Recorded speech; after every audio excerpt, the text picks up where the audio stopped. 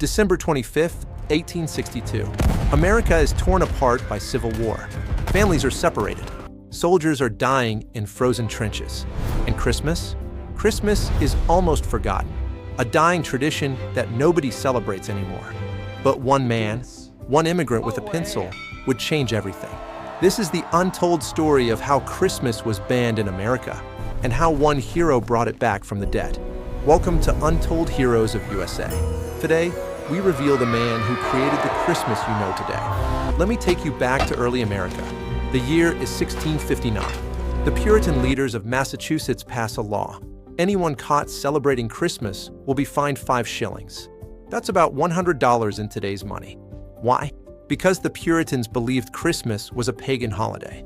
They saw it as sinful. Drinking, feasting, wild parties in the streets. This wasn't the birth of Christ to them. This was corruption. For decades, Christmas was illegal in parts of America. Even after the ban was lifted, Christmas remained unpopular. In fact, Congress held sessions on Christmas Day. Schools stayed open. Businesses operated as usual. By the 1820s and 1830s, Christmas had become something darker. In New York City, gangs of young men would roam the streets on Christmas Eve, demanding food and alcohol from wealthy families. If you refused, they would vandalize your property. They would terrorize your family. The newspapers called it Christmas riots.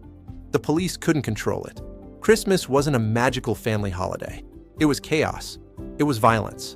It was a nightmare. By the time the Civil War began in 1861, Christmas was barely celebrated at all. The country was too broken, too divided, too hopeless. And then, a young immigrant artist picked up his pencil. His name was Thomas Nast.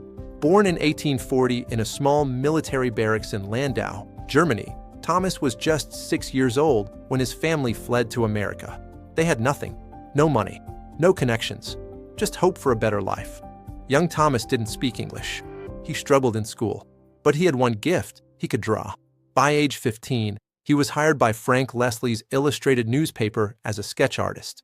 This was before cameras were common, so artists like Thomas would draw the news. At 22 years old, Thomas Nast became a battlefield illustrator for Harper's Weekly during the Civil War. He would sketch soldiers in the trenches. He would draw the wounded and the dying. He saw the horror of war with his own eyes. And what he saw broke his heart. December 1862. Thomas is sitting in his studio. It's almost Christmas, but nobody cares. The war has destroyed everything. Families are torn apart. Hundreds of thousands are dead. President Abraham Lincoln himself said the nation might not survive. Thomas thinks about his childhood in Germany. He remembers the warmth of Christmas, the joy, the hope, the feeling that even in the darkest times, there could be light. And he makes a decision. He will give America something to believe in again. He will bring Christmas back to life. On January 3rd, 1863, Harper's Weekly publishes Thomas Nast's illustration. The title, Christmas Eve. But this isn't just any drawing.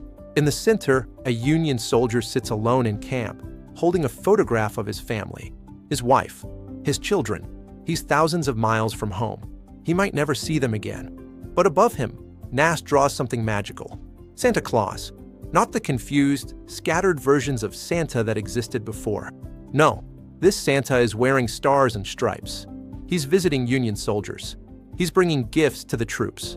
He's reminding America that even in war, even in darkness, hope exists. And in the corner of the illustration, Nast draws Santa's workshop at the North Pole, with elves making toys for children. This was the first time anyone had drawn Santa's workshop, the first time the North Pole was mentioned, the first time Santa looked like the figure we know today. The response was massive. Soldiers in camps across America saw this drawing. They wept. They wrote letters home about it. They pinned it to the walls of their tents. President Lincoln himself saw it and said that Thomas Nast had done more for the Union cause than 1,000 speeches. Why? Because Nast reminded Americans what they were fighting for. Not just territory, not just politics. Family, home, hope, Christmas. Over the next 20 years, Thomas Nast drew Santa Claus over 30 times in Harper's Weekly. Each drawing added new details. Santa's red suit with white fur trim. His big belly that shook like a bowl full of jelly. His workshop at the North Pole. His list of naughty and nice children. His arrival down the chimney. His reindeer-pulled sleigh.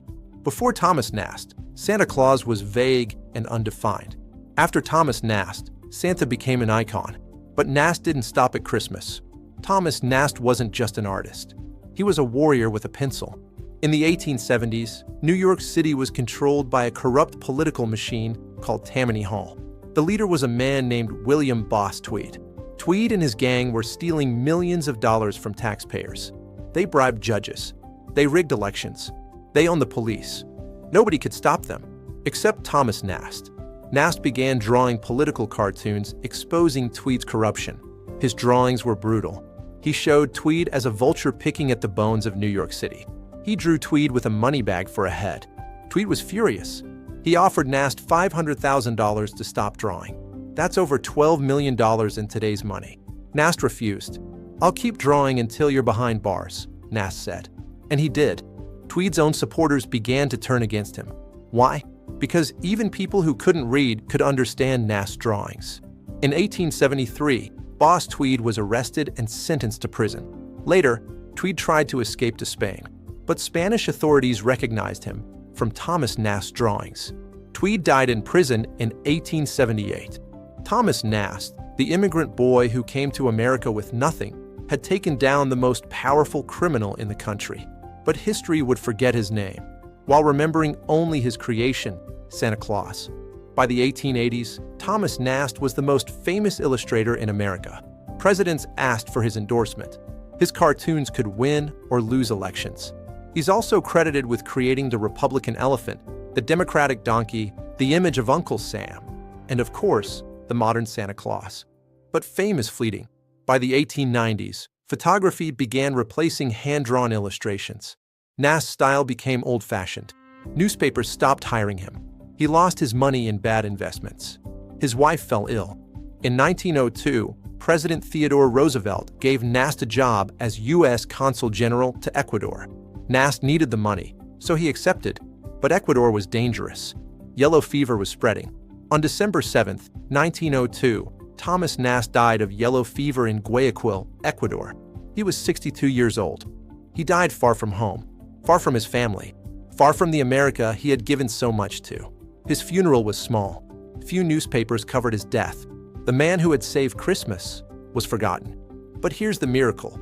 Every December, when you see Santa Claus in a shopping mall, when you watch Christmas movies, when children leave out cookies for Santa on Christmas Eve, you're seeing Thomas Nast's vision. The immigrant boy who came to America with nothing gave America its most beloved tradition. He reminded a broken nation that hope exists, that joy can return, that even in the darkest times, magic is possible. Today, over 2 billion people celebrate Christmas around the world, and the image of Santa Claus that they see, it comes from the pencil of an untold hero. Thomas Nast didn't just draw pictures. He drew dreams, and those dreams became reality. This was the story of Thomas Nast, the man who saved Christmas, an untold hero of the USA. If this story inspired you, hit that subscribe button, because every day, we're uncovering the forgotten heroes who built America. Heroes whose names you've never heard, but whose impact you live with every single day. I'll see you in the next story.